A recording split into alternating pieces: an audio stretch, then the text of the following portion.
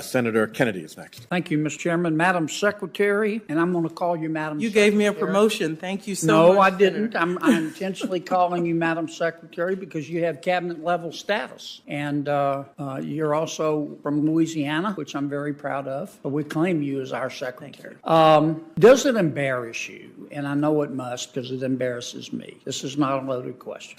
That the federal government continues, as we have for a while, to send money to dead people. And they cash the checks. You and I have talked about this a couple of years ago, and of course, we should not. That should not be happening. Well, here's what I'm hoping that the administration will take a look at. During the stimulus period, when we were trying to keep our society on its feet, we sent out checks to $1.4 billion worth of checks to dead people, and they were cashed, obviously fraud.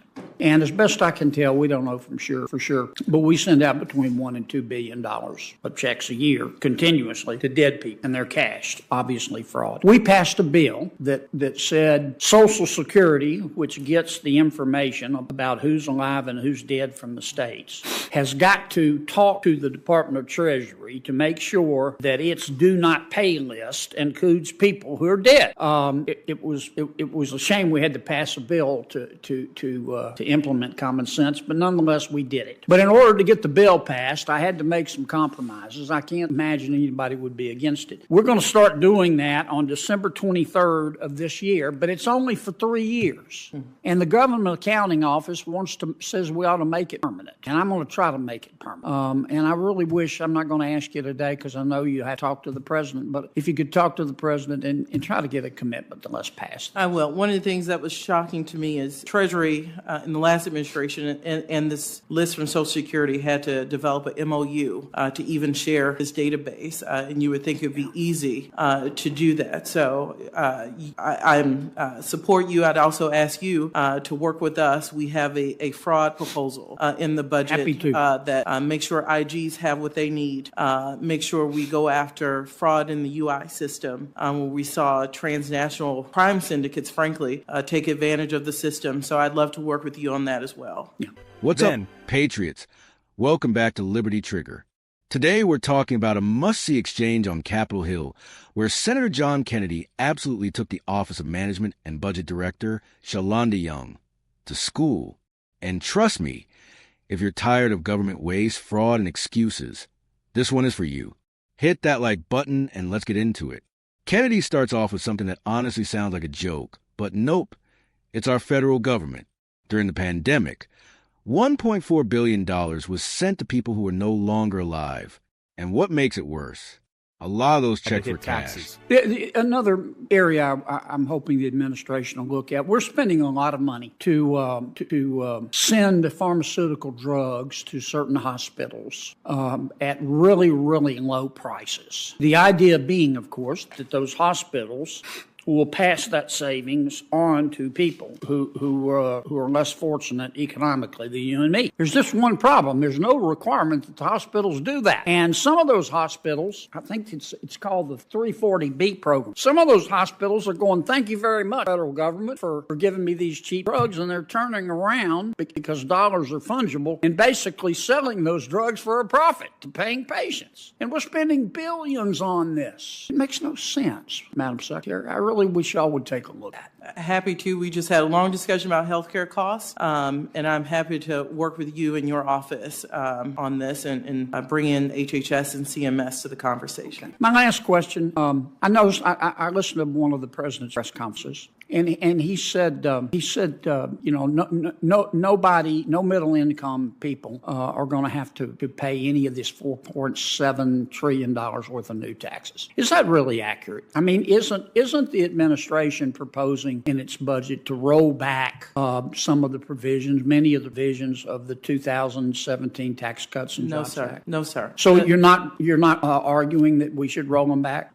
We are very clearly in the budget state that the president president would support extending those tax cuts for those making under $400,000. Now, he does believe we should pay for those. But he's proposing to roll back tax cuts for people who are making less than $400,000, isn't he? No, sir. I think he's saying the Trump tax cuts, as we call them, expire in 2025. So the 24 budget does not. Some of them expire sooner. Some of them expire sooner, like the R&D tax credit. And I know there are various proposals in the Senate to extend those. But on individual taxes, the president in black and white says he would support extending those. He would not support raising taxes on anyone under $400,000, but he thinks those over $400,000, ensuring that those are rolled back to pay for lower income, those under $400,000 should be on the table. So we can do that in a fiscally responsible way. I agree that's what he said. I just don't think that's what his budget does. Thank you, Madam Secretary. Thank you. Thank you. Come visit us in Louisiana. Come back to I'm always there. Get out of D.C., come back to America.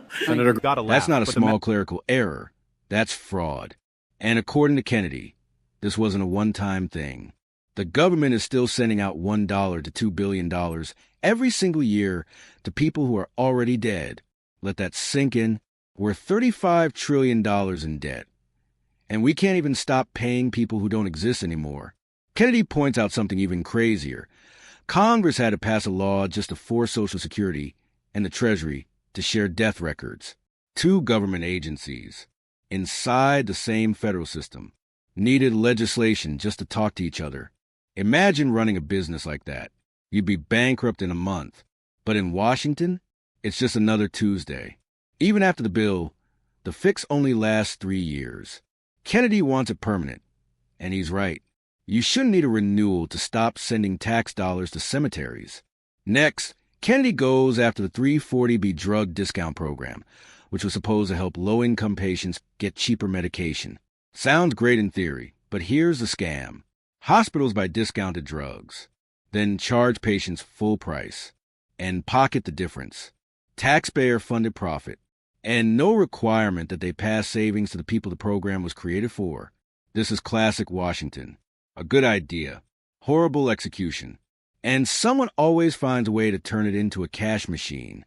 Then Kennedy asked the question millions of Americans are asking. Is President Biden really keeping his promise not to raise taxes on people making under $400,000? Director Young says yes. Kennedy says, that's what Biden says, but that's not what the budget does. And he's right. Letting the Trump tax cuts expire is just a political way to say, we didn't raise taxes. We just didn't stop them from going up. Washington loves word games. Americans just feel the bill. Kennedy wraps up by joking that Young should leave D.C. and come back to Louisiana, come back to America. And honestly, that line hit hard, because Washington is completely disconnected from the rest of us. They don't feel inflation. They don't feel grocery bills. They don't feel gas prices. They don't feel the tax pressure everyday families live with. They live in a government bubble funded by the people they keep squeezing. If a private citizen wasted money the way the federal government does, they'd be in jail. But when Washington does it, they get a bigger budget. Kennedy wasn't grandstanding. He was saying something most Americans already know. Government isn't short on money. It's short on accountability. And until someone in D.C. starts treating taxpayer dollars like they come from real working Americans, not an endless magic fountain, nothing will change. Patriots, if you're fed up with fraud, excuses, and government chaos, hit like, subscribe, and drop a comment. Should agencies start losing funding if they can't stop waste and fraud?